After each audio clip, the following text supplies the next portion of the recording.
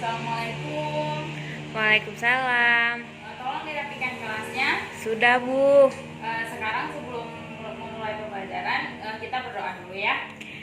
Bismillahirrahmanirrahim. Rabbi israhli sadri wa yassirli amri wahlul 'uqdatam min lisani yafqahu qawli. Rabbi zidni ilman warzuqni fahman. Amin. Oke. Selanjutnya Ibu absen dulu ya. Jadi untuk menghemat waktu, hari ini siapa yang nggak hadir? Susan, Bu. Keterangannya apa? Sakit.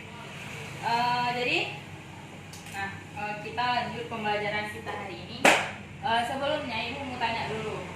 Ada nggak di sini yang sebelumnya udah pernah diajar? Pernah, Bu.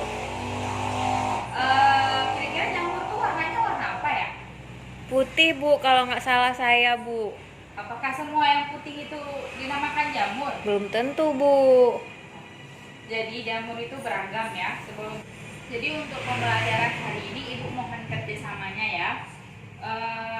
Kita untuk hari ini akan belajar mengenai materi jamur. Jadi ini ada beberapa indikator yang kita pelajari hari ini. Ibu tuliskan indikatornya di papan tulis. Kemudian untuk pembelajaran hari ini Ibu akan membagi kalian ke dalam beberapa kelompok kerja. Jadi setiap kelompok bertugas mengisi lembar kerja peserta didik yang Ibu bagikan. Kemudian nanti pada akhir pembelajaran, lembar kerja yang kalian kerjakan itu kalian presentasikan di depan dan kalian diskusikan dengan teman-teman kalian. Mengerti? Mengerti, Bu. Oke. Jadi ini ada media jamur. Inilah yang dinamakan jamur. Jadi berhubung hari ini karena cuaca sangat panas beberapa hari belakangan, jadi di sini kita susah mendapatkan jamur. Jadi Ibu cuma membawa gambarnya aja. Ibu nggak bawa jamur realnya, jamur aslinya. Nah, ada beberapa bagian dari jamur ini. Yang pertama ada tudungnya atau disebut helios. Kemudian ada tangkai jamur atau stick. Kemudian ada bagian cincin anulus pada jamur, dan ada bagian bawah jamur yang mirip dengan akar tumbuhan yang disebut dengan miselium. Kemudian mengenai cara hidup jamur, umumnya jamur itu hidup dengan 3 cara. Yang pertama ada dengan cara saprofit, yang kedua parasit, dan yang ketiga jamur yang mutualistik.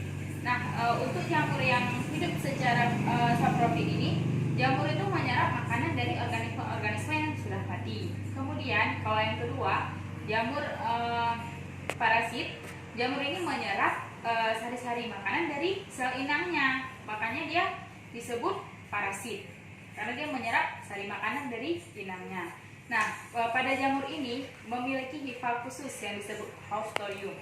Kemudian yang ketiga ada jamur mutualistik. Jamur mutualistik ini adalah jamur yang saling menguntungkan antara jamur itu dengan sel inang yang dihinggapinya. Kemudian Ibu di sini ada bawa LKPD yang memang untuk kalian isi. Nah, ini dia. Ibu ada bawa LKPD. Ini nanti yang kalian akan diskusikan dengan teman-teman kelompok kalian. Jadi silahkan, ini LKPD-nya silahkan. Anak-anak, waktu mengisi LKPD-nya sudah selesai. Sekarang setiap anggota kelompok maju ke depan untuk mempresentasikan hasil kerja kelompoknya ya. Iya, Bu. Silahkan, kita mulai dari kelompok 1. Silahkan perwakilan kelompoknya mempresentasikan. Assalamualaikum warahmatullahi wabarakatuh. Nama saya Fatimah. Saya perwakilan dari kelompok 1. Baik, saya akan menjelaskan beberapa hasil presentasi kami. Yang pertama, saya akan menjelaskan bagian-bagian dari jamur. Yang pertama, pada bagian atasnya terdapat tudung akar, kemudian terdapat lamela. Selanjutnya di bagian bawah lamela ada bulat yang membentuk cincin. Itu disebut cincin anulus. Selanjutnya terdapat bulu-bulu halus ataupun hifa. Di dalam hifa itu terdapat inti sel dan septa. Selanjutnya pada bagian bawah terdapat tangkai buah. Di bagian akhirnya terdapat miselium. Selanjutnya saya akan menjelaskan daur hidup jamur. Jadi di sini terdapat dua jenis jamur, yaitu zygomicota dan ascomycota. Saya akan menjelaskan perbedaan dari kedua jenis jamur tersebut. Pada zygomicota, masing-masing hifa tumbuh tonjolan ke arah samping dan saling bertemu. Ujung cabang hifa membentuk gamet, melebur membentuk zigospora, berkecambah menghasilkan hifa tegak. Terbentuk sporangium yang ditopang oleh sporangiotor. Terjadi pembelahan meiosis sehingga dihasilkan spora haploid. Selanjutnya ascomycota, ujung hifa yang berdekatan membentuk antheridium dan arcogenium. Terbentuk trikogen. Hifa dikaryotik ascogonium tumbuh ascocarp ataupun tubuh buah. Di dalam askur terdapat karyogami ataupun peleburan inti yang menghasilkan inti diploid. Membelah secara meiosis menghasilkan 4 inti haploid. Inti haploid membelah secara mitosis 1 kali menghasilkan 8 inti haploid. Terbentuk dinding sel di sekitar 8 inti haploid dan terbentuk ascospora. Pada saat askur matang, ascopora keluar dan tersebar. Oke, selanjutnya yang nomor 3. Yang jamur yang pertama itu namanya dan peranannya coba disebutkan. Baik, pada gambar nomor 1 terdapat jamur Rhizopus oryza. Rhizopus oryzae. Mempunyai peranannya yaitu hidup sebagai saprofit pada organisme mati. Contohnya roti, kedelai, dan buah-buahan. Selanjutnya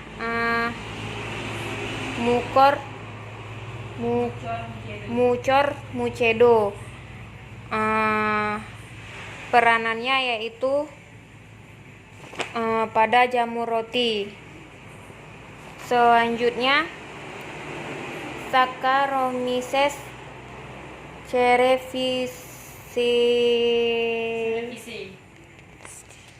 Selanjutnya Saccharomyces cerevisiae, yaitu mempunyai peran mengubah glukosa menjadi alkohol dan karbon dioksida.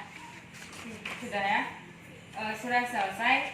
Jadi itu dari presentasi dari kelompok 1. Untuk kelompok lain ada yang bertanya? Enggak, Bu. Sama semua jawabannya? Sama, Bu. Walaupun sama kita cek ya. Baik. Oke, udah selesai untuk presentasi hari ini. Jadi udah selesai untuk presentasi kita hari ini. Jadi ada pertanyaan? Nggak ada, Bu. Harus ada, nggak boleh nggak ada pertanyaan. Harus ada lah. Ini satu aja pertanyaan. Kalau nggak, kita nggak pulang-pulang nih kalau nggak ada pertanyaan. Tanyalah. Tanya terus biar cepat pulang. Ya harus tanya ya.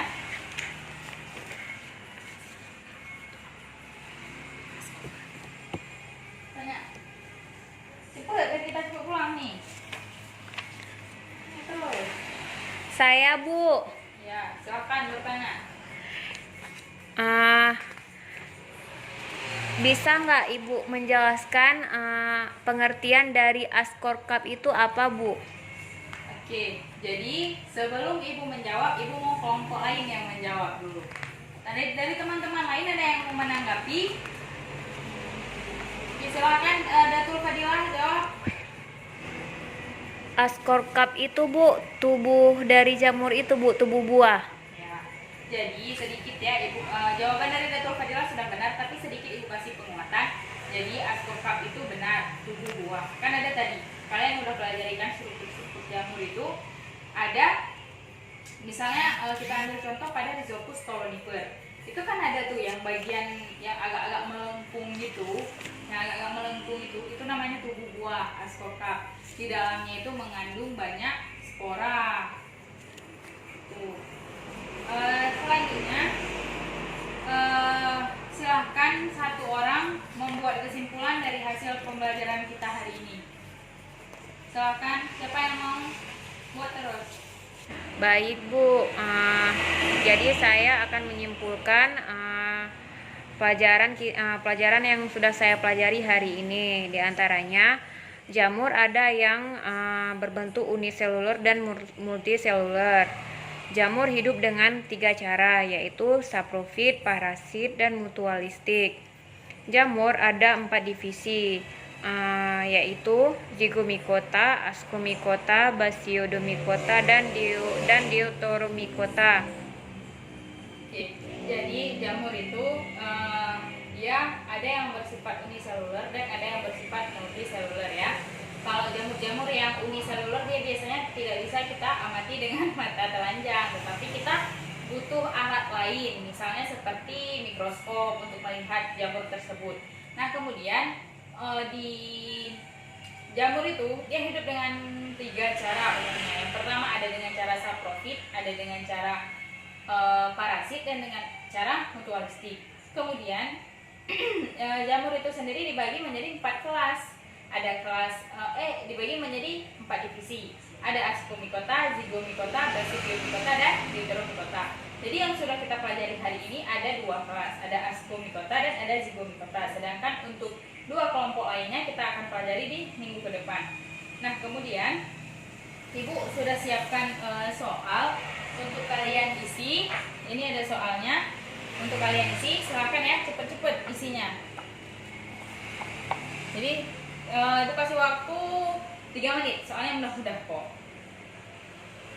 Oke, sudah selesai waktu pengisian soalnya. Ibu cabut lagi kertasnya. Jadi ya Ibu mau tanya, gimana pembelajaran kita hari ini? Seru banget Bu.